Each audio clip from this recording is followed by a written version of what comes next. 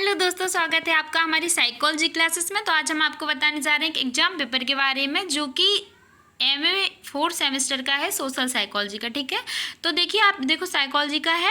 आप देखो ये सोशल साइकोलॉजी जो सब्जेक्ट है एमए 4 सेमेस्टर का एग्जाम पेपर है। यहाँ पे आप देख सकते हैं, देखो टाइम जो है वो 3 आवर्स लिखा हुआ है। और ये देखो एग्जाम पेपर 2022 का है, जून 2022। देखो आप यहाँ पे लिखा हुआ है एमए साइकोलॉजी 4 सेमेस्टर एग्जामिनेशन जून 2022। ठीक है, तो यहाँ पे देख सकते हैं आप, देखो टाइम जो है आपका वो 3 आवर्स का दिया जाता है। और मैक्सिमम मार्क्स जो है वो 85 है फॉर रेगुलर स्टूडेंट, और मिनिमम पास मार्क आपके हैं वो 29 है।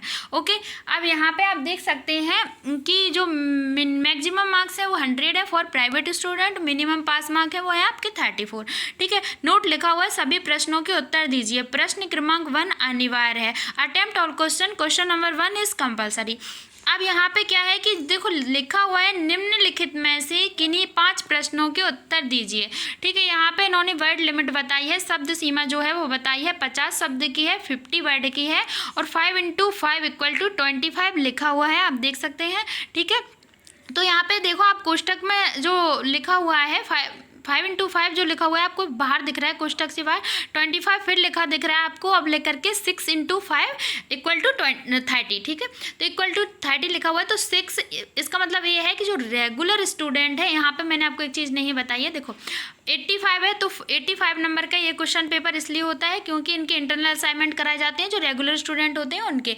ठीक है, तो जो सोशल साइकोलॉजी है इसका एक असाइनमेंट करवाया गया, जैसे कि जो 15 मार्क्स का रहेगा। ठीक है, तो आपका जो 85 + 15 = 100। ठीक है, जो प्राइवेट स्टूडेंट है उनका 100 का ही रहेगा। अब क्या है कि यहाँ पे जो प्राइवेट स्टूडेंट है उनके इंटरनल असाइनमेंट नहीं करवाए जाते हैं। तो यहाँ पे आप देख सकते हैं, यहाँ पे जो क्वेश्चन नंबर, तो इसीलिए यहाँ पे रेगुलर स्टूडेंट के लिए 5 × 5 मतलब 5 नंबर का एक क्वेश्चन रहेगा जो कि आपके शॉर्ट आंसर टाइप क्वेश्चन है, जिन्हें लघु उत्तरीय प्रश्न भी बोलते हैं। ठीक है, तो यहाँ पे 5 नंबर का एक क्वेश्चन है। 5 नंबर के एक क्वेश्चन से आपका क्या है, 5 क्वेश्चन आपको आंसर देना कंपलसरी होता है, जो कि आपके 25 नंबर के हो जाएंगे। ठीक है, यहीं पे प्राइवेट स्टूडेंट के लिए क्या है कि जो एक क्वेश्चन है शॉर्ट आंसर टाइप क्वेश्चन है वो 6 नंबर का है, और 6 नंबर का एक क्वेश्चन है, 5 क्वेश्चन करने हैं तो उनके 30 नंबर हो जाएंगे 30 मार्क्स के। ठीक है, अब आप यहाँ पे देख सकते हैं, देखो क्वेश्चन नंबर 1 क्या है। क्वेश्चन नंबर 1 लिखा हुआ है अभिवृत्ति निर्माण। ठीक है, एटीट्यूड फॉर्मेशन। नेक्स्ट क्वेश्चन आपका है संज्ञानात्मक विसंनिधिता का अर्थ। ठीक है, विसंनिधिता का अर्थ है, तो आप देखिए यहाँ पे मीनिंग ऑफ कॉग्निटिव डिसोनेंस। ठीक है, अब यहाँ पे देखिए, यहाँ पे नेक्स्ट क्वेश्चन क्या है आपका, नेक्स्ट है पूर्वाग्रह के प्रकार। ठीक है, अब पूर्वाग्रह के प्रकार नेक्स्ट क्वेश्चन है। नेक्स्ट इसके बाद देखिए आप, जो आपका नेक्स्ट क्वेश्चन है वो 4 नंबर का है। देखो पूर्वाग्रह के ऐतिहासिक उपागम। ठीक है, और इसके बाद आपका नेक्स्ट क्वेश्चन जो है वो है अनुमोदन अभिप्रेरक। ठीक है, अप्रूवल मोटिव। और नेक्स्ट क्वेश्चन है संबंधन अभिप्रेरणा का स्वरूप। ठीक है, आपका जो नेक्स्ट क्वेश्चन है वो 8वां क्वेश्चन है, क्या है, व्यक्ति एवं वस्तु प्रत्यक्षीकरण में अंतर। ठीक है, तो यहाँ पे देखो difference between person and object perception. Okay, अब यहाँ पे नेक्स्ट क्वेश्चन है आपका, सॉरी वो 7वां क्वेश्चन था, ये 8वां क्वेश्चन है, तो गुणारोपण का प्रत्यय। ठीक है, गुणारोपण का प्रत्यय, कॉन्सेप्ट ऑफ एट्रीब्यूशन। और आपका नेक्स्ट क्वेश्चन है जो कि 9 नंबर का है, आवाचिक संचार, नॉन वर्बल कम्युनिकेशन। ओके, अब यहाँ पे देखिए आपका जो 10वां क्वेश्चन है वो क्या है, 10वां क्वेश्चन है अनुनयात्मक संचार का अर्थ। तो यहाँ पे क्या है, मैंने आपको 10 क्वेश्चन जो आपके लघु उत्तरीय प्रश्न थे वो बता दिए हैं। ठीक है, तो यहाँ पे इसी टाइप से अभी आपको दीर्घ उत्तरीय प्रश्न जो कि लॉन्ग आंसर टाइप क्वेश्चन रहेंगे, ठीक है, वो देखने को मिलेंगे। देखो देखते हैं यहाँ पे इकाई फर्स्ट, तो जो एक यूनिट फर्स्ट है, इकाई पहली आपकी, तो जो एमए का सिलेबस है उसमें जो आपकी यूनिट जो है 5 यूनिट है, प्रत्येक यूनिट से आपको लघु उत्तरीय प्रश्न एंड दीर्घ उत्तरीय प्रश्न मिलते हैं। ठीक है, तो यहाँ पे जो दीर्घ उत्तरीय प्रश्न है वो देख सकते हैं आप, प्रमुख अभिवृत्ति मानचित्रों पर प्रकाश डालिए। तो देखो आपको 12/14 दिख रहा है यहाँ पर। ठीक है, 12 के बाद आपका दिख रहा है आपको ऑब्लिक में 14 लिखा हुआ है। ठीक है, तो अब क्या है, जो 12 नंबर का क्वेश्चन है वो रेगुलर स्टूडेंट के लिए, और 14 है जो कि 14 मार्क्स का है वो है प्राइवेट स्टूडेंट के लिए, ठीक है। 12 का है रेगुलर स्टूडेंट के लिए। अब यहाँ पे क्या है, देखो इन्होंने यहाँ पे अलग तरीके से दिया है। यहाँ पे क्या किया है इन्होंने, अथवा में आपको क्वेश्चन दे दिया है, ठीक है। अथवा में दिया है, तो अथवा में क्या है, अथवा में ये होता है कि इन दोनों क्वेश्चन में से आपको किसी एक प्रश्न का आंसर देना कंपलसरी है, ठीक है। एक का ही देना है, ठीक है। ऐसा नहीं है कि आपको दोनों के आंसर आ रहे हैं तो आप दोनों का दे दो, ऐसा नहीं करना है, एक का ही देना है, ठीक है। देखो, प्रमुख अभिवृत्ति मानचित्रों पर प्रकाश डालिए, ठीक है। Throw light on major attitude skills, okay. अथवा में क्या पूछा है इन्होंने, अथवा में पूछा है अभिवृत्ति परिवर्तन संबंधी कारकों की व्याख्या कीजिए, ओके।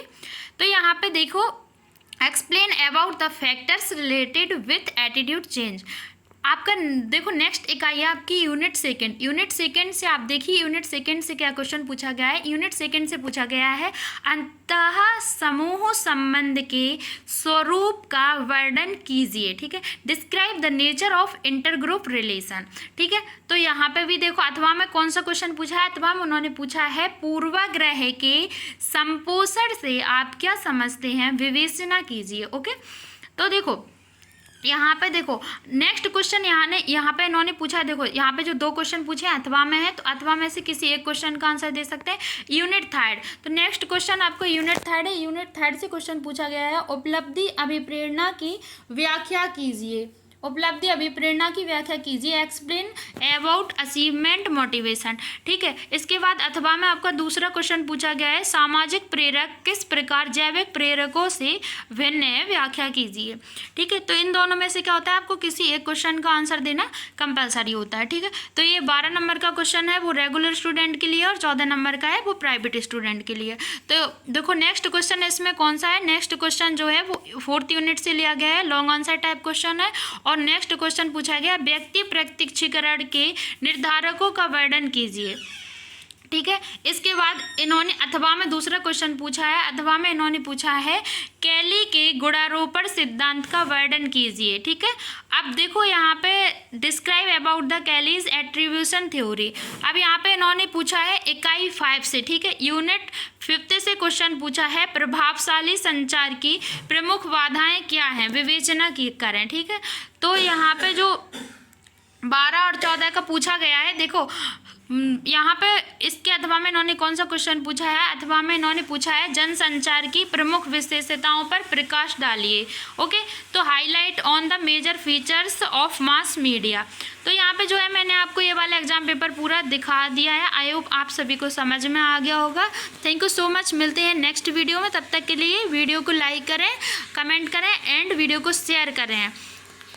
सब्सक्राइब करना बिल्कुल ना भूलें। मिलते हैं नेक्स्ट वीडियो में।